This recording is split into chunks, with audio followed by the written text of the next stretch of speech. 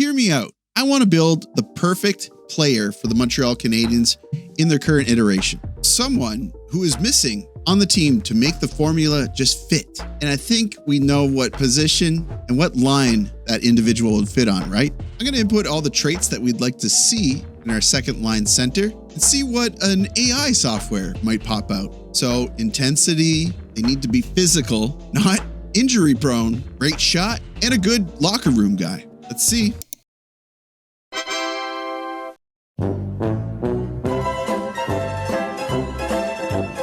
Maybe we need to specify a little bit more. Let's think about this a little harder. We're going to put some attributes for some of the best players in the NHL in this video. See if we can figure out who would be the best player to add to the Montreal lineup. Let's talk about it.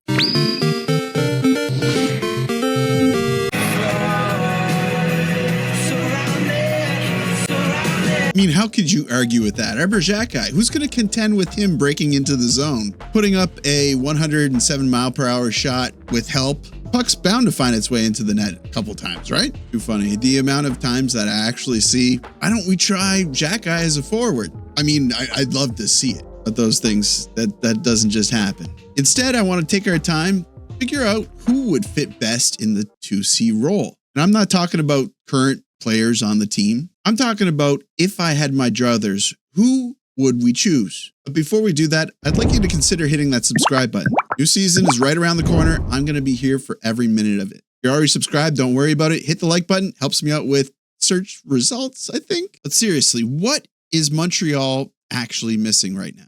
The number one answer, obviously, is a 2C. And yes, I'm still hoping that Kirby Dach could be that guy. He does have the size. He's got skill. And he's looked fantastic in flashes. But the reality is we don't know if he can rise to the occasion and then stay healthy. So I think until he proves that, the Canadiens are still looking. So let's define the need. A team that wants to win needs good depth down the middle. Suzuki is a clear number one center. Then after him, it gets murky, right? Dach is penciled in for sure, but Newhook is also knocking on that door. Last season, they even tried Jake Evans. I don't know if Oliver Kapanen could schlep that type of deal. And if they ever give Owen Beck another opportunity, his sample size is so small. I'm not ruling him out from a middle six role. And he does have really good face-off percentage, but it would take some time before that happens. Before we get into some maybe heady stuff that I've been thinking about, let's try to define what a specific type of center would be, like blue skies, the best possible outcome for the Canadiens. There were the things that I mentioned earlier: intensity, physicality, good locker room guy, good shot. Montreal has a firm grip on this game. I mean, a good shot's nice to have, but an individual who can drive the play, a weapon, somebody outside of Suzuki that Martin St. Louis can say, hey, I'm putting the second line out so we can enter the zone and do something, or stay in the zone and do something. And then going back to what I said about Owen Beck, faceoffs are really important, especially with Dvorak gone. Someone who can play responsible enough both ends of the ice that can be put out for difficult missions. And then stay healthy. But even with all that in mind, is there another tangible thing, or maybe less tangible, but something that's often talked about and we don't really know what it is, but we call it team identity? And I think a lot of people think of team identity as the way a team plays, but it's more than that. With the Canadiens, I think that they're a young team. That's part of their identity. They're a positive team. They've got the friendship in the locker room thing going for them. I think how they play is certainly part of their identity, but with Savard gone, with Armia gone, with Dvorak gone, I think what made last year's team a team with identity was that they had very strong chemistry. Is that going to be still around this season? I question that. They have a lot of players who play roles on the team. Dvorak was the face-off guy, right? Armia, Evans, and Josh Anderson were the PK specialists. David Savard was a PK specialist. He was also a shutdown defensive guy who stayed at home and was very responsible. The combination of all those things and the other members of the team who would support offense, they might feel a little bit of change this coming season. We could all use a clean sheet sometimes.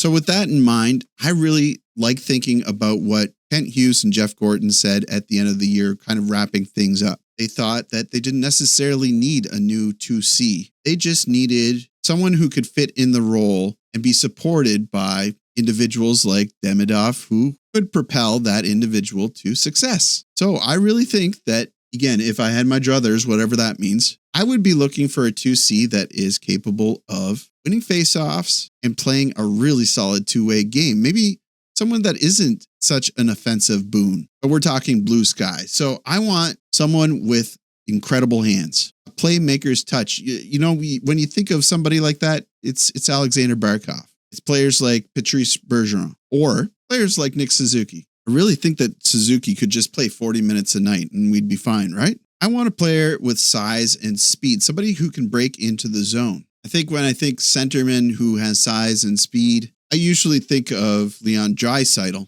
But how tall is he? He's like 6'2", right? I mean, 6'2's, good size. Then we start talking about the shot. And, we'd love to have someone else on the team who can find the back of the net like Patty Laine. But for the sake of this little exercise, I'm going to have to think of a center who really has the ability to bury it. And you know what? This guy kind of redeemed himself last season, at least in the playoffs. There was a real touching moment when his father had passed away, but he didn't even take a night off. I do think of Mark Scheifele. Then we start talking about defensive IQ, his two-way ability. And this one, I'm going to go for a really deep cut. It's Minnesota's Joel Eriksson Ek. Plays on the penalty kill, but he gets things done on the power play as well. He just has a really good defensive mind that I think is so overlooked. If the Minnesota Wild ever make a deep run, I think that Eriksson Ek could look at the Selke. Is that crazy? And then lastly, we talk about durability. For this one, I'm going to hand it to the Iron Man himself, Nick Suzuki. So what I'm going to do is actually punch all of those characteristics into a AI platform and ask the platform to consider those specific players and that specific attribute that I associate them with that I think would be really powerful on the Montreal team right now. Combine those players into one Frankenstein player and spit out the player that it thinks most match hands, playmaking ability, size and speed, shot, defensive IQ, and durability. So here we go.